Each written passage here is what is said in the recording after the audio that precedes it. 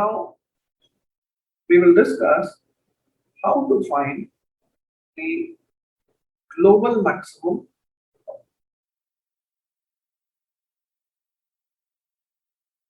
and global minimum.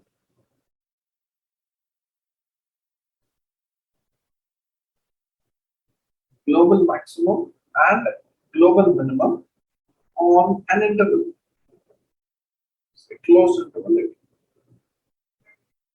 We can find on open interval AB also.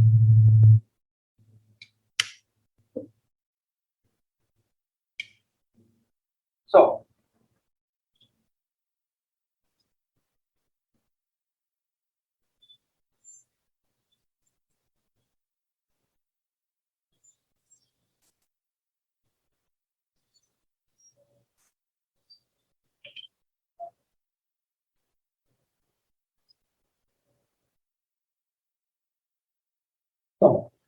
let y equal to f of x be a function in domain D, and let closed interval AB be within the domain D.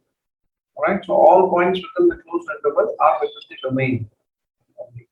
Then the global maximum and global minimum is basically the greatest and the least value of f of x in that interval. Within that interval, whatever value f of x takes, that the least or the greatest, that will become the greatest or the least values. Now, how to find the greatest or the least values? So first thing is find all the critical points. Find the critical points of y equal to f of x in the closed interval AB. That is, find all the points where the first derivative is 0. Of course, the points where the function is discontinuous, that also we need to identify for discontinuous functions. If they are continuous and differentiable functions, this condition is sufficient. Now, if C1, C2, C3, so on and Cn are the points at which the first derivative is 0, then observe this carefully. What will be the global maximum? See, at these points C1, C2, C3, Cn, there may be local minimum or local maximum. So, for global maximum in that closed interval, along with the function values at the critical points, we also have to consider the values of the function at the boundaries f of a and f of b. Of all of these, we have to find which is the largest value. That becomes the global maximum. And global minimum will be of all the function values at the critical points and at the boundaries, whichever is the least, that becomes the global minimum. So let's take an example graphically.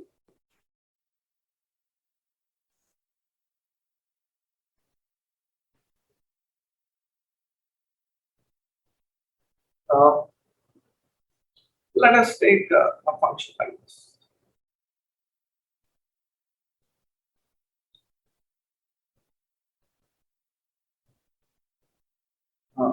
So generally it is like this, or a polynomial can be of this form. Now this is the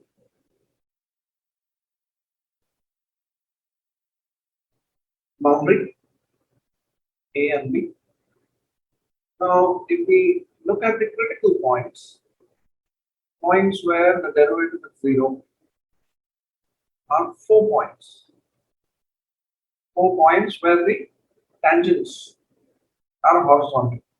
So these points are C1,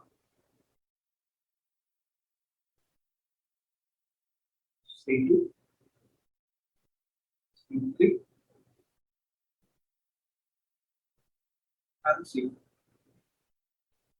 So here we can see, so we can observe here the local maximum occurs at C2. So f of C2 is the local maximum value, and then f of C4 is also the local maximum value. However, f of C4 is greater than f of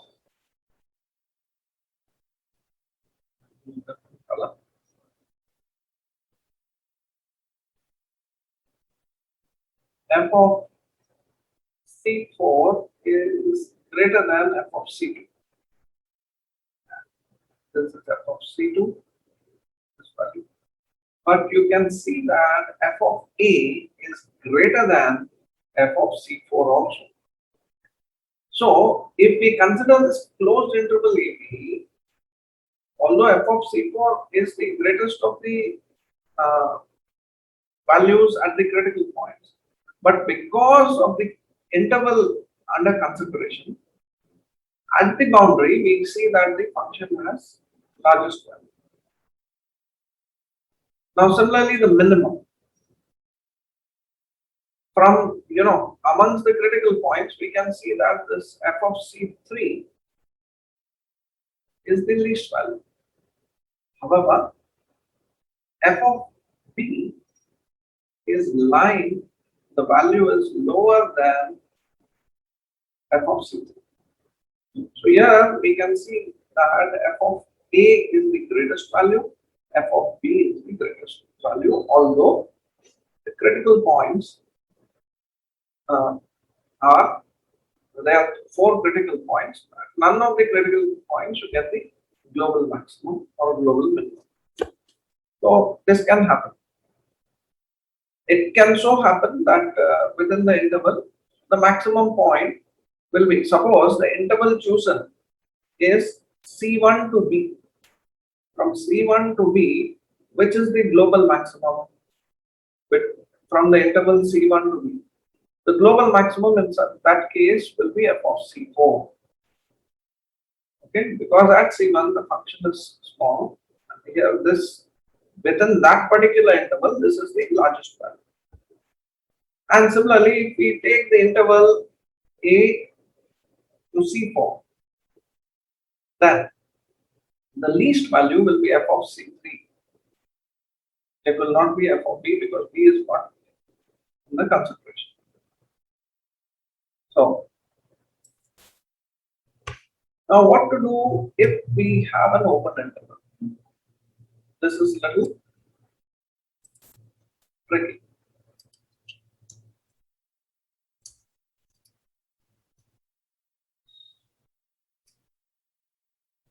If there's an open interval, alright, so everything else is the same.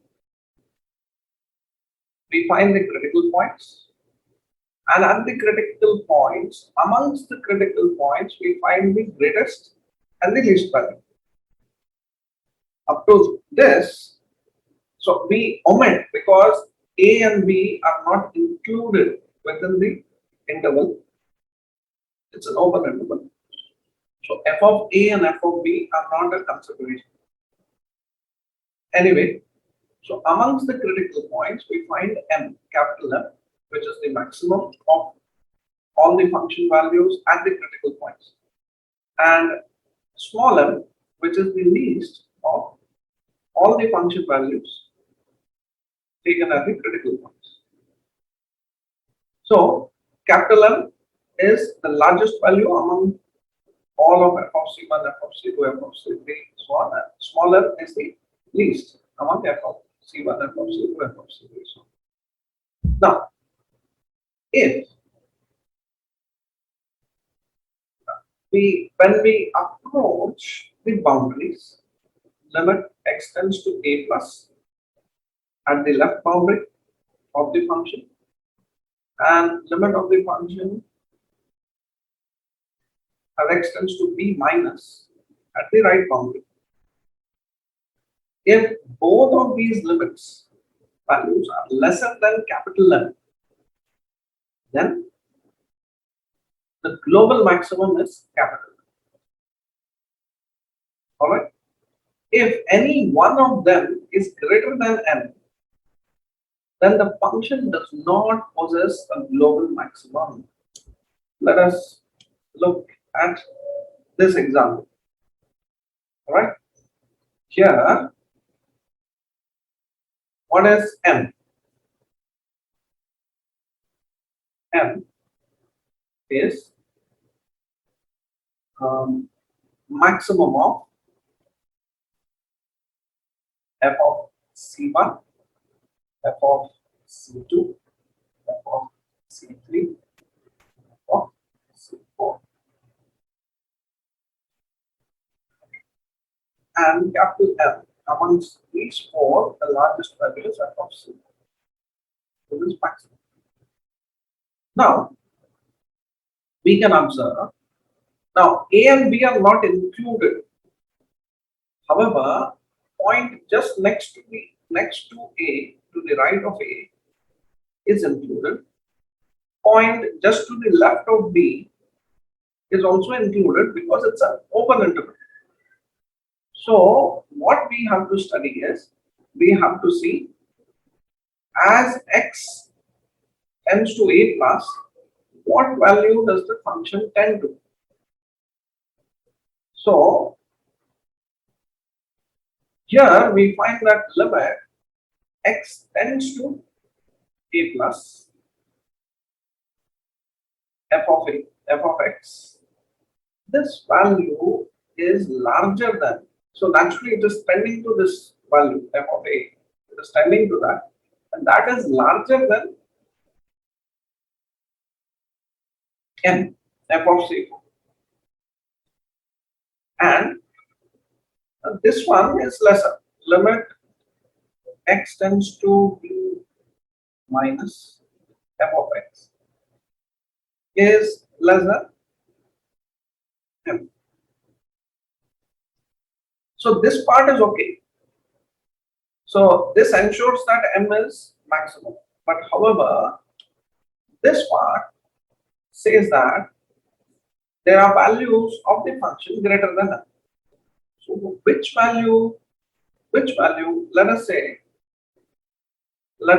a is 1. Now a cannot take the value 1. The interval does not include 1. Let's say b is say 8. Let us say for argument's sake. So it is 1 comma 8 open interval. So function value cannot be found at x equal to 1. It has to be found at values x greater than 1. So now, which is the greatest value of the function? All these values are greater than n. Which is the greatest value? The greatest value is at 1.01. Can you say? Or can it be 1.00001? Or will it be greater at 1.000? Can you define? No, there are infinite numbers of numbers. So you cannot pinpoint a maximum value. F of x is tending to f of a but not equal to f of a. Therefore, we say a function does not possess a global maximum. Understand? Similarly, let us consider the next case, minimum. So this is the minimum of f of c1, f of c2, f of c3, and f of c4. And the least value is f of c3. So this is m.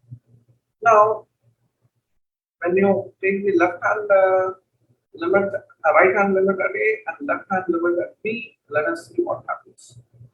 So, limit x tends to a plus f of x is very large value compared to smaller, no problem. We have to check for the least. So still m is the least. However, this value m, this is smaller, this is capital M. Now this value small m is greater than limit x tends to b minus f of x.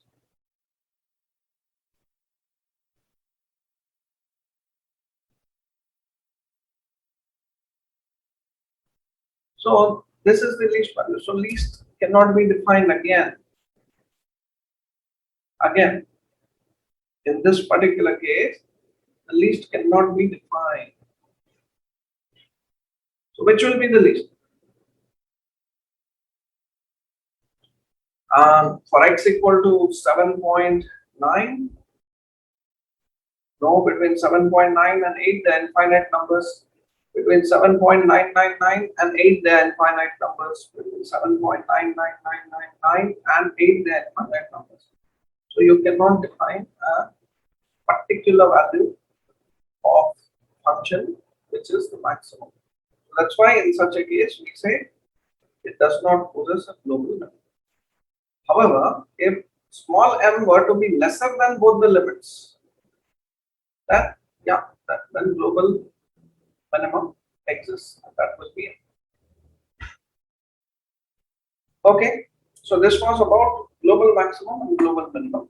And one last point to conclude, which is seldom asked in exam like GATE, but still it is a point to complete. It can be asked also, piecewise discontinuous and non-differentiable function.